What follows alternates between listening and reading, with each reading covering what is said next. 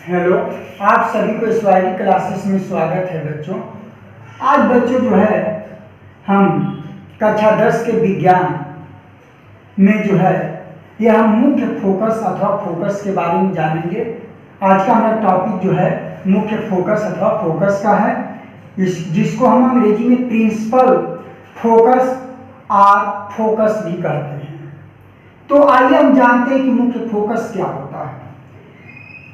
इसके डिफिनेशन के अनुसार हम समझेंगे कि मुख्य फोकस क्या है। बच्चे यहां देखेंगे, गोलीय दर्पण के मुख्य अक्ष के समांतर आपतित किरणें दर्पण से परावर्तन के पश्चात मुख्य अक्ष पर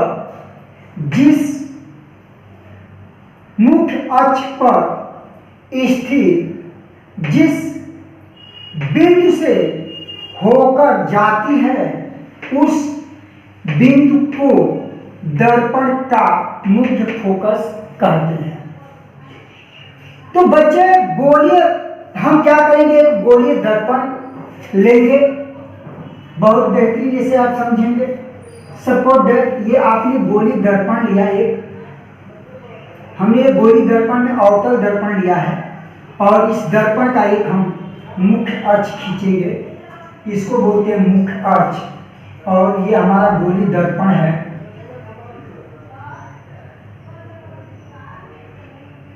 ये हमारा क्या है बच्चे, गोलीय दर्पण है, सपोज दैट गोलीय दर्पण। और यहाँ पे ये गोलीय दर्पण के जिस बिंदु पर यह मुख्य अक्ष काटती है उस बिंदु को एक हम नाम रखेंगे, इस P बिंदु रखेंगे, और यह गोलीय दर्पण का ध्रुव कहलाएगा। यह गोलीय दर्पण का क्या कहलाएगा बच्चे, ध्रुव कहलाएगा। यह गोलीय दर्पण का ध्रुव है बच्चे। अब इसको हम बोलते हैं, ये गोलीय दर्पण का ये होता है मुख्य अक्ष। मुख्य अक्ष होता है, यहाँ पे जो है हमारा अवतल दर्पण है, अवतल दर्पण है, ये हमारा अवतल दर्पण है बच्चे।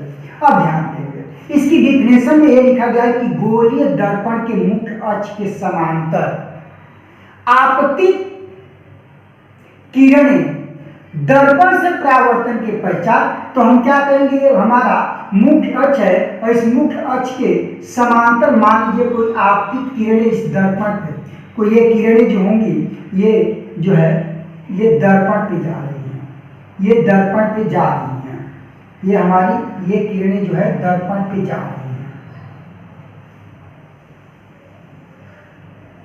अब ध्यान देंगे, ये जो ये लिखा गया है कि दर्पण के मुख्य अक्ष के समांतर आपतित किरणें दर्पण से परावर्तन के पश्चात। लेकिन बच्चे ये किरणें जब दर्पण पे जाती है तो दर्पण से ये परावर्तित होती, टकराने के बाद ये किरणें जो है किसी एक बिंदु से होकर निकल रही हैं।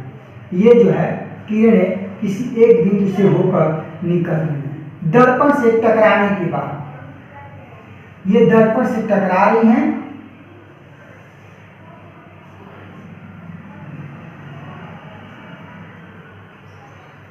तो ध्यान देंगे कि हम मुख्य फोकस किसे कहते हैं। मान लीजिए गोली आपका दर्पण है, ये गोली दर्पण का मुख्य अक्ष है, ये हमारा वक्रता त्रिज्या है, वक्रता केंद्र है सॉरी, और ये हमारा ये दर्पण का ध्रुव होता है।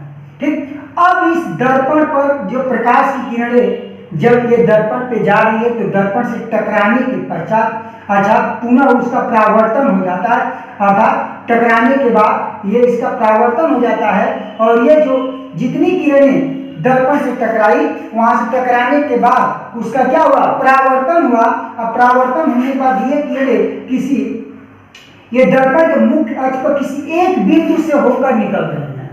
जितने किरणें टकराने के बाद अर्थात परावर्तन के बाद किसी एक बिंदु से होकर ये जाती हैं, तो ये मुख्य अक्ष पर जिस बिंदु से होकर जा रही हैं सारी किरणें, उसी बिंदु को हम बोलेंगे दर्पण का जो है मुख्य फोकस कहेंगे। ये हमारा यह जो होगा यही दर्पण का मुख्य फोकस कहलाएगा।